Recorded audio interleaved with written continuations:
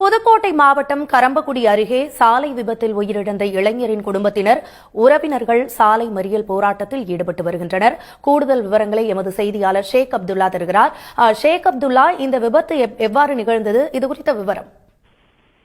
தஞ்சாவூர் மாவட்டம் திருவோணம் அருகே உள்ள வத்தலம்பட்டி கிராமத்தைச் சேர்ந்தவர் விஜய்.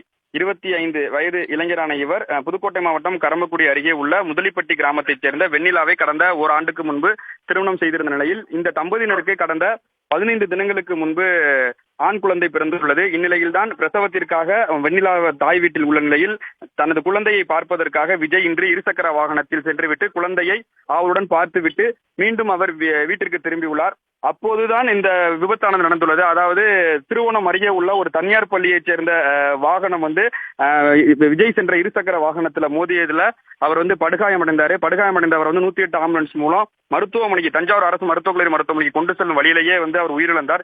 இந்த உயிரிழந்த சம்பவம் வெண்ணிலா, அந்த 15 நாள் குழந்தையுடன் தவிக்கக்கூடிய வெண்ணிலாவுக்கு பெரும் அதிர்ச்சியை ஏற்படுத்தியது. மேலும் இவங்க உறவினர்களும் இதனால துயருற்றாங்க.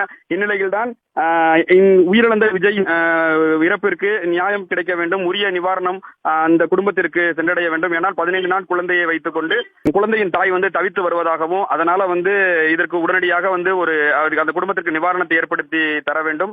சம்பந்தப்பட்ட பள்ளி நிர்வாகம் இந்த குடும்பத்தினுடன் பேச்சுவார்த்தை நடத்த வேண்டும் என்று கூறி அந்த பகுதியில் உள்ள மருதன்கோன் விடுதி 4 ரோடு சாலையில சுமார் 200க்கும் மேற்பட்டோர் சாலை மறியல் போராட்டத்தில் ஈடுபட்டு வராங்க. இதனால கந்தரவக்கோட்டை, கரம்பக்குடி, பட்டுக்கோட்டை, தஞ்சாவூர் உள்ளிட்ட பகுதிகளுக்கு செல்லக்கூடிய சாலைகள் கடுமையான போக்குவரத்து நெரிசல் ஏற்பட்டுள்ளது. சுமார் 1 மணி நேரத்திற்கு மேலாக போக்குவரத்து நெரிசல் ஏற்பட்டுள்ள நிலையில தற்பொழுது வருவாய்த்துறையினரும் காவல்துறையினரும் தொடர்ச்சியாக போராட்டத்தில் ஈடுபட்டு வருபவர்களுடன் பேச்சுவார்த்தை நடத்தி வருகின்றனர். குறிப்பா அந்த இளைஞர் விஜய் உயிரிழந்ததை தொடர்ந்து அவரது மனைவி வெண்ணிலா 15 நாள் குழந்தையுடன் தவித்து வருவது பார்ப்பவர்களை நெஞ்சுருக செய்துள்ளது. அதே போல அந்த குடும்பத்தினர் பரிதாபத்தில் தவித்துட்டு இருக்காங்க. உடனடியாக அவருக்கு நிவாரணம் வழங்க வேண்டும் என்ற கோரிக்கையை வலியுறுத்தி தான் அவங்க போராட்டத்தை தொடர்ந்துட்டு வராங்க.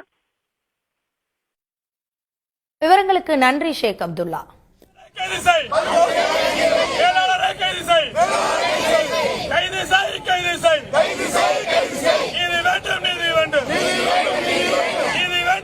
வேண்டும்.